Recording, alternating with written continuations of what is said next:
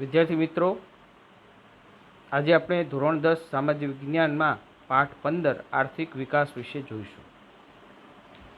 પ્રત્યેક વ્યક્તિની પ્રત્યેક સવાર અલગ અલગ હોય છે. કેટલાક લોકો ભૌતિક સુખ સુવિધાથી ભરપૂર જીવન જીવે છે, પરંતુ વિશ્વની મોટાભાગની વસ્તી જીવન અસ્તિત્વ ટકાવી રાખવા સંઘર્ષ કરતી જોવા મળે છે. આ ગરીબ તરીકે ઓળખાતા લોકો માટે ભૌતિક સુખ સુવિધા કે આરામ એ કલ્પનાનો વિષય છે. આવી પરિસ્થિતિ કેવી રીતે ઉદ્ભવી, આ પરિસ્થિતિમાંથી બહાર કેવી રીતે નીકળવું વગેરે જેવા પ્રશ્નોનો ઉત્તર છે. આર્થિક વિકાસ વિશે વાત કરીએ આપણે તો આજના આધુનિક યુગમાં વિશ્વનો પ્રત્યેક દેશ વિકાસ માટે પ્રયત્ન કરે છે, પરંતુ વિકાસ એ માત્ર આર્થિક જ નહીં, અનેક પાસા ધરાવતી સામાજિક પરિવર્તનની પ્રક્રિયા છે. આર્થિક વિકાસ એ કોઈપણ દેશની રાષ્ટ્રીય આવકમાં થતો સતત વધારો દર્શાવે છે.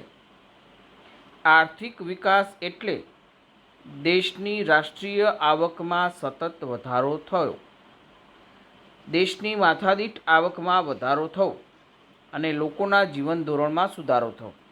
આ બાબતને આર્થિક વિકાસ કહેવામાં આવે છે. દેશની કુલ આવકને રાષ્ટ્રીય આવક કહેવામાં આવે છે. દેશની કુલ રાષ્ટ્રીય આવકને દેશની કુલ વસ્તી વડે ભાગવાથી જે પ્રાપ્ત થાય તેને આપણે માથાદીઠ આવક પ્રાપ્ત કહીએ છીએ. જ્યારે જીવન ધોરણમાં લોકોને પ્રાપ્ત થતી સગવડો જેવી કે અનાજ, કપડાં, શિક્ષણ, આરોગ્ય, વાહન વ્યવહારની સુવિધા, રહેઠાણની સુવિધા, આ બધી બાબતોનો સમાવેશ થાય છે. ભારતમાં આઝાદી પછી રાષ્ટ્રીય આવક અને માથાદીઠ આવકમાં વધારો થવાથી અનાજ, કપડાં, વીજળી, શિક્ષણ, આરોગ્ય, રહેઠાણ વગેરે સેવાઓના વપરાશ અને સુવિધાઓમાં વધારો થયો છે. અગાઉની સરખામણીમાં ઉપરોક્ત જરૂરિયાતો વધુ સારી રીતે સંતોષાય છે. આથી કહી શકાય કે ભારતમાં આર્થિક વિકાસ થઈ રહ્યો છે. ભારતની રાષ્ટ્રીય આવકની વાત કરીએ તો ભારતની રાષ્ટ્રીય આવક જીડીપી 2011-12 અને 2015-16ના ભાવોએ આપણે જોઈએ તો 87,36,039 કરોડ હતી, જે વધીને 2015 અને 16માં 1,35,67,192 કરોડ થઈ ગઈ હતી. આર્થિક વૃદ્ધિ અને આર્થિક વિકાસ વચ્ચેના તફાવતની આપણે વાત કરીએ તો સામાન્ય રીતે આર્થિક વૃદ્ધિ અને આર્થિક વિકાસ બંને શબ્દો વધારો દર્શાવે છે, પરંતુ બંને વચ્ચે કેટલાક તફાવત જોવા મળે છે, જે નીચે મુજબ છે. એક, વિકાસની પ્રક્રિયાને આધારે આર્થિક વિકાસ એ ગુણાત્મક અને આર્થિક વૃદ્ધિ એ પરિમાણાત્મક છે. આર્થિક વિકાસ એ પ્રથમ અવસ્થા છે, જ્યારે આર્થિક વૃદ્ધિ એ આર્થિક વિકાસ પછીની અવસ્થા છે. અર્થતંત્રમાં થતા પરિવર્તનને આધારે જોઈએ તો અર્થતંત્રમાં થતા નવા સંશોધનોના આધારે ઉત્પાદનમાં થતો વધારો એ આર્થિક વિકાસ છે. દાખલા તરીકે ખેતી ક્ષેત્રમાં ઘઉં, ડાંગર જેવા પાકમાં નવા બિયારણોની શોધ થતાં ઉત્પાદનમાં અનેક ગણો વધારો થયો. આ બાબત આર્થિક વિકાસ દર્શાવે છે. બીજી તરફ ખેડાણલાયક જમીનમાં વધારો થવાથી ખેતીલાયક ઉત્પાદનમાં વધારો થયો, તેને આપણે આર્થિક વૃદ્ધિ તરીકે ઓળખાવીએ છીએ. હવે વિકસિત અને વિકાસશીલ દેશોના સંદર્ભમાં વાત કરીએ આપણે તો વિકસિત અને વિકાસશીલ દેશના સંદર્ભમાં પણ બંને વચ્ચે તફાવત જોવા મળે છે. વિકસિત દેશોની રાષ્ટ્રીય આવકમાં થતો વધારો એ આર્થિક વૃદ્ધિ કહેવાય છે, જ્યારે વિકાસશીલ દેશોની રાષ્ટ્રીય આવકમાં થતો વધારો એ આર્થિક વિકાસ કહેવાય છે. હવે વિકાસશીલ અર્થતંત્રના લક્ષણોની વાત કરીએ. વિદ્યાર્થી મિત્રો, આ પ્રશ્ન મહત્વનો છે, ધ્યાન રાખજો. વિકાસશીલ અર્થતંત્રના લક્ષણો. વિકસિત અર્થતંત્ર અને વિકાસશીલ અર્થતંત્ર માથાદીઠ આવકના આધારે અલગ પાડવામાં આવે છે.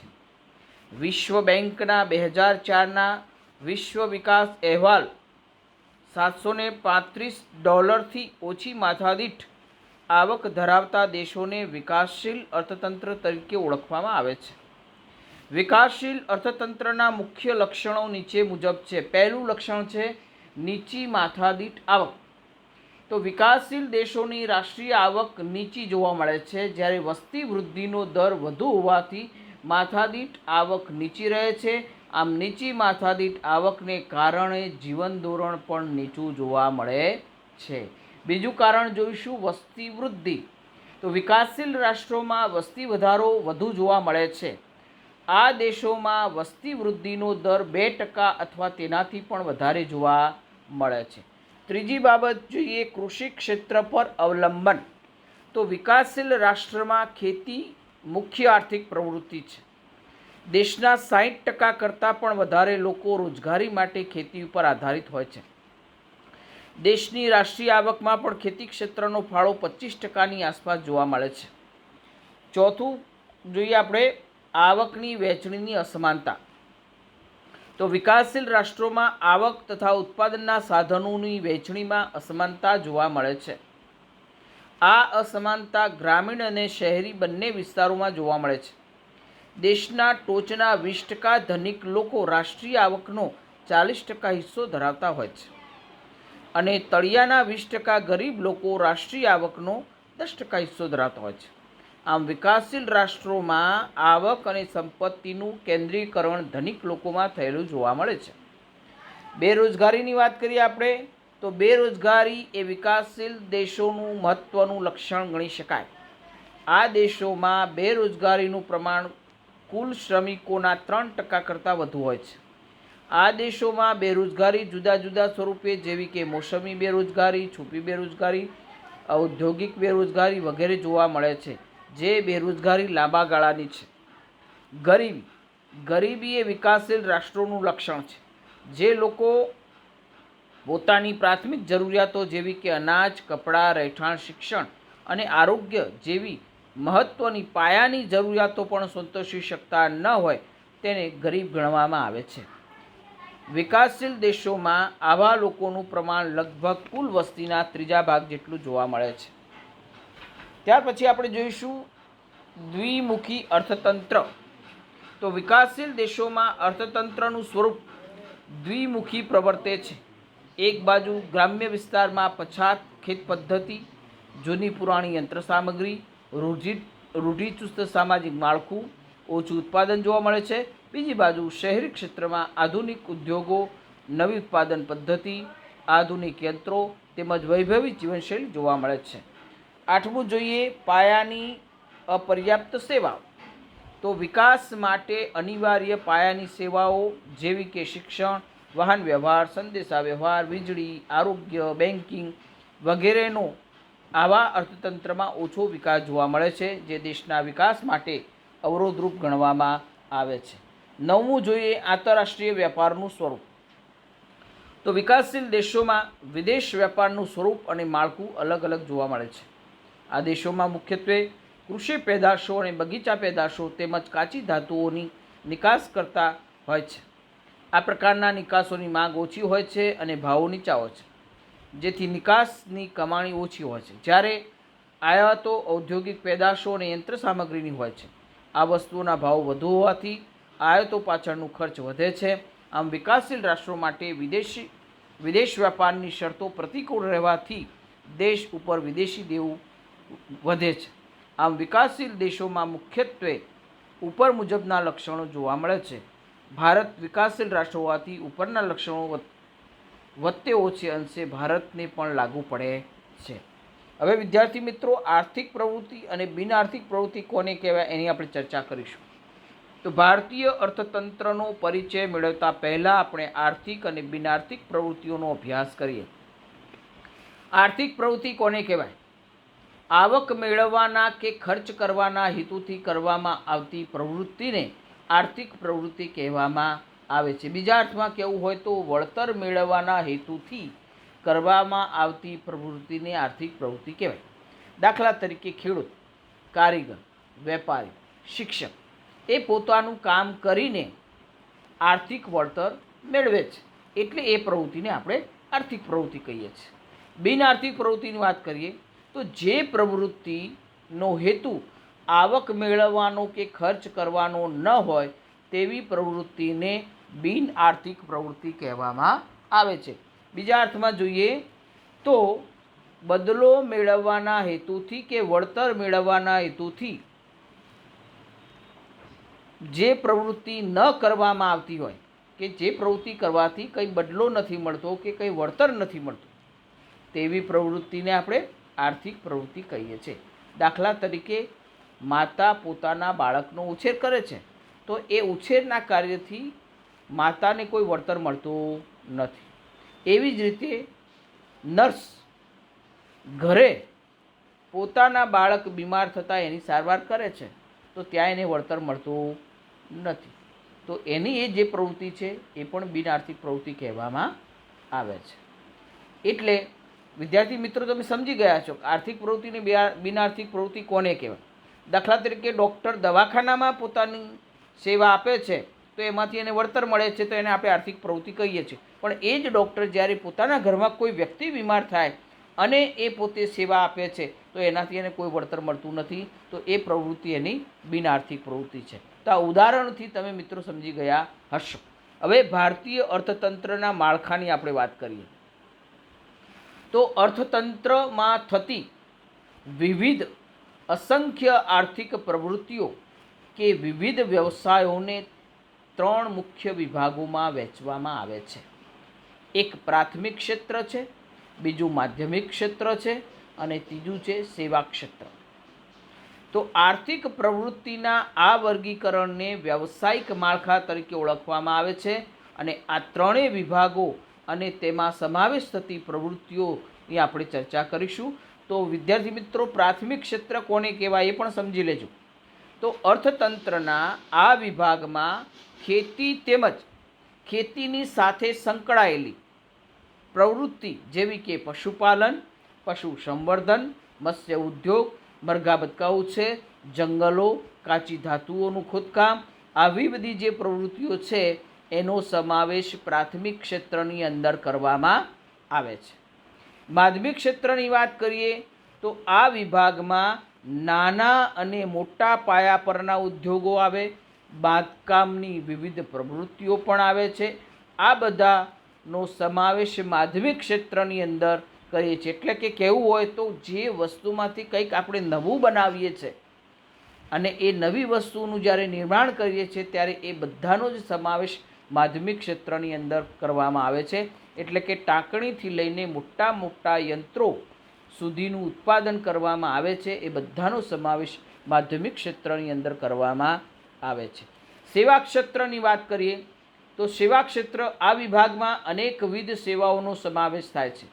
સેવાઓમાં વ્યાપાર આવે, સંદેશા વ્યવહાર આવે, હવાઈ અને દરિયાઈ માર્ગો આવે, શિક્ષણ આવે, આરોગ્ય આવે, બેન્કિંગ સેવા આવે, વીમા કંપનીઓ આવે એની સેવાઓ આવે, પ્રવાસ, મનોરંજન વગેરેની કામગીરીનો સમાવેશ સેવા ક્ષેત્રની અંદર કરવામાં આવે છે. સામાન્ય રીતે વિકાસશીલ દેશોમાં પ્રાથમિક ક્ષેત્રનું પ્રભુત્વ વધારે હોય છે. રોજગારી તેમજ રાષ્ટ્રીય આવકમાં પણ પ્રાથમિક ક્ષેત્રનો હિસ્સો સૌથી વધારે હોય છે. પરંતુ જેમ જેમ આર્થિક વિકાસ થતો જાય છે તેમ તેમ પ્રાથમિક ક્ષેત્રનું મહત્ત્વ માધ્યમિક અને સેવા ક્ષેત્રની સાપેક્ષતામાં ઘટતું જાય છે અને ઉદ્યોગો ક્ષેત્રે તથા સેવાના ક્ષેત્રે વ્યાપ વધતો જતો જોવા મળે છે. હવે ઉત્પાદનના સાધનો. તો કુદરતી સંપત્તિ અને શ્રમની મદદથી ચીજવસ્તુઓ અને સેવાઓનું ઉત્પાદન કરવામાં આવે છે. આ ઉત્પાદન કરવા માટે અનેકવિધ સાધનોનો ઉપયોગ થાય છે. આવા સાધનોને 4 વિભાગમાં વહેંચવામાં આવેલા છે. એનો મતલબ કે ઉત્પાદનના સાધનો 4 છે: જમીન, મૂડી, શ્રમ અને નિયોજક. બરાબર મિત્રો, આ 4 સાધનોની વ્યાખ્યા આપણે જો યાદ રાખીએ તો આ મોટો પ્રશ્ન પરીક્ષામાં જે પૂછાય છે એ આપણને સારી રીતે યાદ રહે. તો પહેલાં તમારે યાદ રાખવાનું છે ઉત્પાદનના સાધનો કયા કયા છે. તો ઉત્પાદનના સાધનો 4 છે: જમીન, મૂડી, શ્રમ અને નિયોજક. ત્યાર પછી હવે એની વ્યાખ્યા જોઈશું. તો જમીન. તો સામાન્ય અર્થમાં જમીનને આપણે પૃથ્વીની સપાટીના ઉપલા પડ તરીકે ઓળખાવીએ છીએ. પરંતુ અર્થશાસ્ત્રની પરિભાષામાં જમીન એટલે તમામ પ્રકારની કુદરતી સંપત્તિ કે જેનો ઉપયોગ ઉત્પાદન કાર્યની અંદર આપણે કરીએ છીએ, જેમાં પૃથ્વી સપાટી પર આવેલા જંગલો, નદીઓ, પર્વતો, પૃથ્વીના પેટાળમાં આવેલા ખનિજો, ધાતુઓ વગેરેનો સમાવેશ જમીનની અંદર થાય છે. આમ જમીન એ ઉત્પાદનનું કુદરતી સાધન છે. બીજું, મૂડી. ઉત્પાદનની પ્રક્રિયામાં ઉપયોગમાં લેવામાં આવતા માનવસર્જિત સાધનોને મૂડી કહેવામાં આવે છે. દાખલા તરીકે યંત્રો, ઓજારો, મકાનો, આ બધાનો સમાવેશ મૂડીની અંદર કરવામાં આવે છે. ત્રીજું છે શ્રમ. તો વળતર મેળવવાની અપેક્ષાએ કરવામાં આવતો શારીરિક કે માનસિક શ્રમ અથવા તો કાર્ય, એને આપણે શ્રમ તરીકે ઓળખાવીએ છીએ. તો શ્રમ એ ઉત્પાદનનું સજીવ સાધન છે, કારણ કે વ્યક્તિ એ પોતે મજૂરી કામ કરે છે, વ્યક્તિ જે કામ કરે છે એનું એને વળતર મળે છે, એટલે એ શ્રમિક જે છે એ ઉત્પાદનનું સજીવ સાધન ગણવામાં આવે છે. તો ખેતમજૂરો, કામદારો, શિક્ષકો, ડૉક્ટરો, કારીગરો વગેરેના કાર્યને આપણે શ્રમ તરીકે ઓળખાવીએ છીએ. હવે ચોથું છે નિયોજક અથવા નિયોજન. તો ઉત્પાદનના જે આ બધા સાધનોને ભેગા કરી ઉત્પાદનને શક્ય બનાવનાર સાધન એટલે નિયોજક. ઉત્પાદનની પ્રક્રિયામાં જમીન, મૂડી અને શ્રમ જેવા ત્રણેય સાધનોનું નફાના હેતુથી કુશળતાપૂર્વક સંયોજન કરનાર વ્યક્તિને નિયોજક કહેવામાં આવે છે. આ ત્રણેય સાધનોને યોજનાપૂર્વક ઉત્પાદનમાં જોડવાની કામગીરીને નિયોજન કહેવામાં આવે છે.